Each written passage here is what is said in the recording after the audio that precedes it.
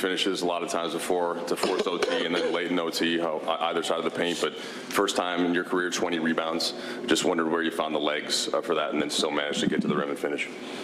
I mean, I don't know where I found the legs, honestly, but understanding how great of a rebounding team they are, it's very important that we try to clean glass when they miss. I know we still, gave up 16 offensive rebounds for 24 second chance points, so we still got to do a better job of that. But just trying to do my part. Dave? Can you recall a playoff game where you were lining up to take multiple charges in a fourth quarter, and just your overall approach to tonight, getting the rebounds, low turnovers, charges, blocks, things of that nature? This is an example of how you will do what the game dictates. I mean, that's always been me. Whatever it takes for the team to be successful, or just trying to be as great as I can be offensively, but even more important on the defensive end. And so that was the kind of the mindset tonight. And I was able to make a couple plays to help us be successful. LeBron, this deep in your career, there aren't a lot of firsts left to accomplish, but a 2020 game, this is the first one you've ever had. Was it just sort of kind of the night sort of dictated it? And then I guess moving forwards, what do you think it's going to take to close this team out in Memphis? I don't know. I mean, obviously the game is played, and you have to be able to adjust to how the game is being played and try to make plays, and defensive rebound and offensive rebound, and you get an opportunity to get in there and get scrappy. Obviously, versus this team, you go and do it. And, the closeout game is always the hardest game of a series. It's the most tiring one. It's the most brutal one, and we better be ready for it. And I think we'll be ready for it. LeBron, that last bucket you had to make it 113-108, you turned to the crowd, you're screaming and flexing. Can you take us to the emotion of that moment and kind of sealing the game? I mean, I just, you know how momentum plays are made, and you've been a part of moments where you know that you can kind of get like a, kind of a dagger play or a kill shot, and I feel like that play right there, after I was able to make that and one kind of, I don't want to say close the door, but it sealed it a little bit. It wasn't much light at the end for that particular, for the rest of the game. So just letting the emotion come out, and the fans was once again, top notch tonight for a second consecutive game. Hi, Brian. Couple of questions. One is, when you get it up over Jaren Jackson Jr., is that the highest you've had to throw it up over someone to get it to bank in a layup there? And also, the last time out that you called, I think you and Darvin were calling it at the same time. Was that fatigue? Was that just people needed breath, or just you just knowing the moment? Well, I mean, I work on different layup packages. Tier 1 is a layup just right underneath the rim where you lay it off the glass. Tier 2 is like the middle of the glass or the middle of the square. And then Tier 3 is over top of the square. Shout out to Chris Johnson.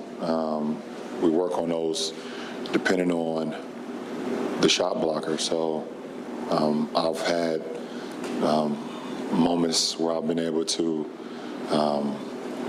scoop those high layups.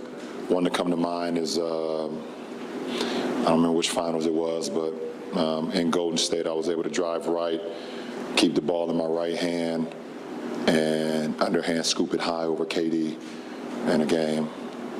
You remember that play, right, Dave? Yeah, 17, yeah. So it's not the first time I've done it. Tanya, was that timeout also? Oh, yeah, I was burnt. Meaning I was exhausted. Sorry. I apologize. Sorry. LeBron, when you're in those moments late in the game, when you are exhausted and you need to find another level, how do you do that? You just dig deep and understand that you'll be able to sleep at some point. Just not right now. And this is not the time. time to rest or, forget about an assignment. You'll have more than enough time after the game and the next day to kind of rest and try to decompress as much as possible. So I just dig deep and just try to, just make plays. That's all.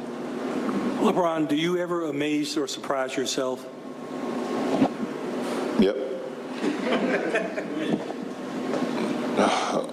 When? Did that happen tonight?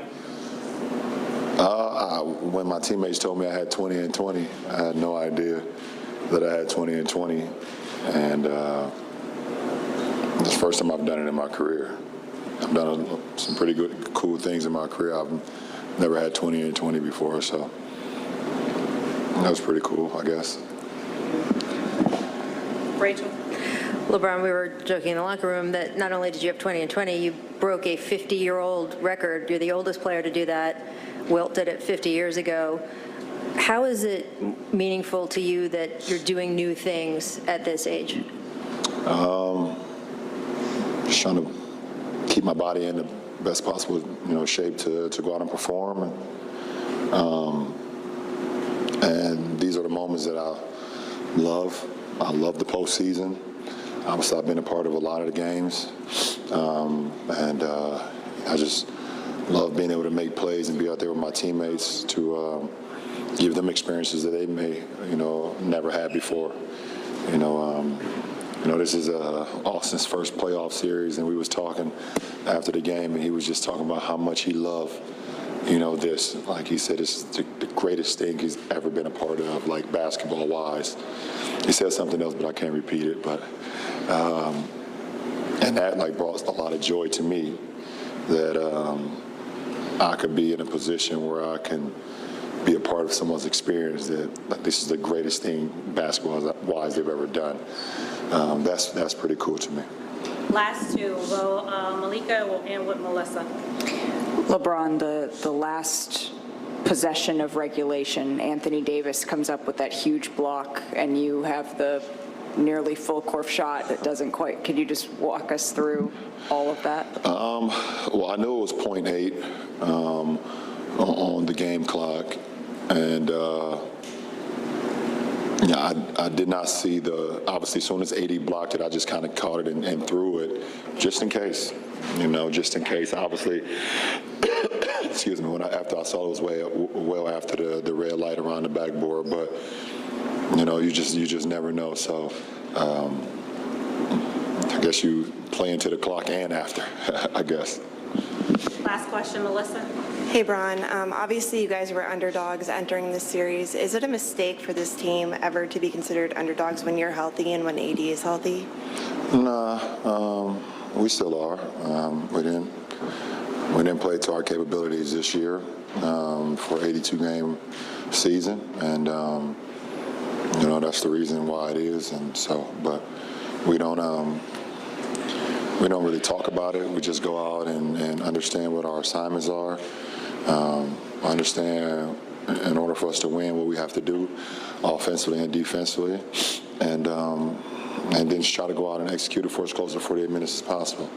And we're playing against a great team, in the Memphis Grizzlies. So we got to do it again for 48 minutes or 53. Whatever the game calls us for, we got to be able to do it again. And but it's going to be extremely tough because they're really, really, really, really damn good team and very well coached.